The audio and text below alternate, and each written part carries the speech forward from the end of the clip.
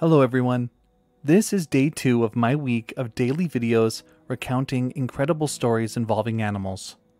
Today we're looking at the story of Walnut, the white-naped crane, and how she fell in love with her zookeeper. Welcome back to All About Nature. On my channel, I try to bring nature-related content that's both educational and entertaining. If you want to come back to hear the rest of the stories this week, subscribe to the channel and hit the bell icon for notifications. Now let's take a look at the story of Walnut. On July 2nd, 1981, a crane was born in Wisconsin named Walnut that would eventually become an international sensation. But in order to understand her story, we need to start by understanding her species. White-naped cranes have been in serious decline over the past century. They're incredibly striking birds, standing 130 centimeters tall and having beautiful gray and white plumage.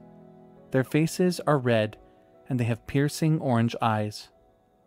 They're native to East Asia, where they mate and nest primarily in Mongolia, China, and Russia. Then, in the winter months, they fly south, spending their time on the Korean peninsula, around the Yangtze River, and in the southern parts of Japan. The species is heavily reliant on wetland habitats, where they eat insects, seeds, roots, plants, and small animals. In Japan and China, they're symbols of good luck and prosperity. Despite this, white-naped cranes haven't been very prosperous or lucky over the past few decades. Throughout their range, the wetland habitats that they rely on are disappearing. They're being polluted, converted for human use, and drained for agriculture. As a result, of the 8 species of crane found in Asia, 5 are threatened with extinction, including the white-naped crane. In fact, there are currently estimated to be fewer than 5,000 mature wild birds left living in the wild. In the 1970s, trafficking of birds like cranes was more common than it is today. So, in 1978, authorities weren't totally surprised when they came across a pair of wild-caught, white-naped cranes being smuggled out of China through Hong Kong. The pair were probably destined for a private menagerie or a taxidermy collection. The International Crane Foundation was given the birds, which were deemed unsuitable for reintroduction to the wild, and they were taken to a breeding facility in Baraboo, Wisconsin. The 2 cranes were named Amazon and Mercury, and they were good news for breeders. Because they were both wild-caught, they had genes that were totally unique from any of the existing captive stock. This meant that they would be able to help diversify the genetic profile of future generations of captive birds. The breeding facility had one goal: to produce as many endangered animals as possible. Thankfully, Amazon and Mercury were eager to produce eggs. Once they laid, the egg would be taken and incubated, which would encourage the cranes to try again. In some seasons, they could lay up to 10 eggs. In 1981, they managed to lay 9 viable eggs, and on July 2nd, a female white-naped crane was born that would come to be called Walnut. She was named after a walnut cream pie from a nearby diner that the volunteers happened to really like. At the time, breeding endangered birds was not a heavily regulated practice, and facilities around the world were left to use whatever procedures they saw fit. This particular facility relied heavily on human volunteers to raise the chicks. They fed them, held them, and kept them from fighting. But this would have a lasting impact on Walnut, who probably received a great deal of attention from a human in the early years of her life. After she had grown into an adult bird, it was hoped that she would bond with a male and produce offspring. Because both of her parents were wild, her genes were incredibly important to help keep captive populations strong. So she was sent to the Denver Zoo. But after failing to reproduce there, she was moved to the Cincinnati Zoo. Once again, she failed to bond with any of the other cranes or produce offspring. In 2004, at the age of 23, zookeepers were losing hope that she would ever successfully breed. There was only one more option for her. She was transferred to the Smithsonian's National Zoo and Conservation Biology Institute in Front Royal, Virginia, as this was the only breeding facility that was able to artificially inseminate white-naped cranes. But she arrived with a reputation. Word from past zookeepers had it that Walnut was a bit of a black widow. She was said to have killed at least 2 different males that other zoos had tried to match with her. So in order to get her to mate, there was only one option: catch her, hold her down, and artificially inseminate her. While this process was going to be extremely stressful for Walnut, it was viewed as the only way to make sure her genes were passed on. The same year Walnut arrived at the Smithsonian facility, a new worker was hired to help with the cranes. In 2004, Chris Crow was 28 years old. He had loved animals his whole life.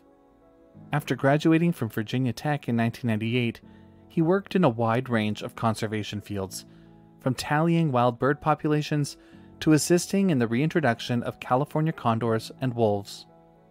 After a part-time stint working with whooping cranes, he was excited to find a full-time position working with cranes at the Smithsonian's Virginia campus. Chris started with 17 cranes and 36 ducks under his care, but right away, Walnut stood out to him. While the other birds were all frightened of Chris, Walnut wasn't. Instead of running away, she would show signs of aggression and being territorial. It was safe to say that at first, she didn't really like Chris. The following spring, it was time to try to artificially inseminate her for the first time. Chris entered her enclosure with the facility director.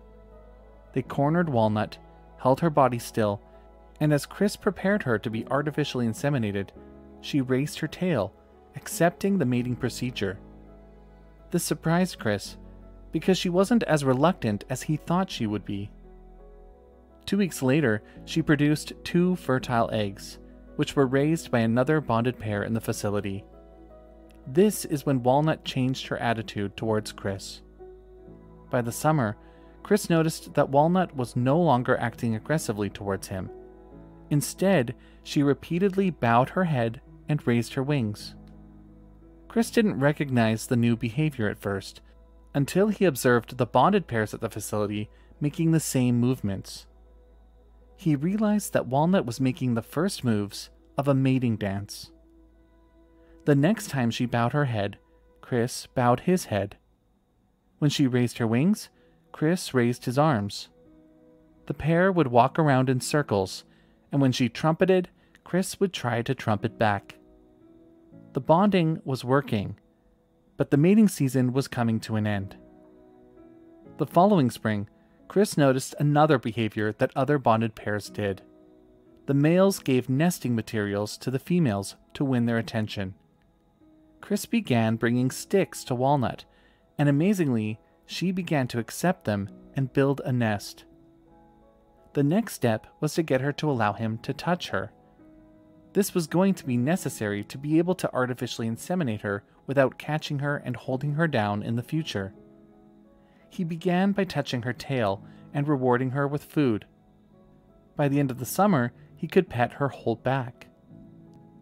One day while he was petting her, she turned around, extended her wings, and raised her tail. This was an invitation to mate, and Chris was shocked. This is what he had hoped for, but now that it was finally happening, he didn't know what to do. Male cranes normally sit on the female's back to mate. Chris had to find just the right pressure to put on her back to get her to remain in the position. By the end of the summer, he had it figured out, and the next mating season, they were ready to try to artificially inseminate her again. In March of 2007, they managed to have Walnut willingly participate in a mating ritual, and she began to produce offspring. Over the next 17 years, Chris managed to get Walnut to produce 8 chicks, some of which have gone on to parent further white-naped cranes.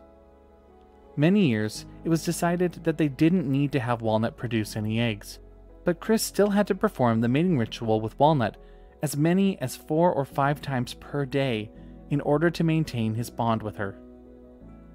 Thankfully, the breeding practices have changed. The cranes are now raised by people in crane suits in order to keep them from bonding to humans. As a result, the International Crane Foundation was able to release 61 captive-born white-naped cranes back into the wild over the last 2 decades. In early 2024, at the age of 42, Walnut the White-naped Crane died of renal failure. In a statement released to the public, Chris Crow said, "Walnut was a unique individual with a vivacious personality. She was always confident in expressing herself, an eager and excellent dancer, and stoic in the face of life's challenges. I'll always be grateful for her bond with me." Walnut's extraordinary story has helped bring attention to her vulnerable species' plight. I hope that everyone who is touched by her story understands that her species' survival depends on our ability and desire to protect wetland habitats. And that's it for today's video. Come back tomorrow to hear the story of Cherami, the pigeon that delivered important messages in World War I and survived being shot. I want to say a special thanks to my patrons whose support makes this channel possible. If you want to join us on Patreon, check out the link in the video description below. Thanks for watching, and I'll see you next time.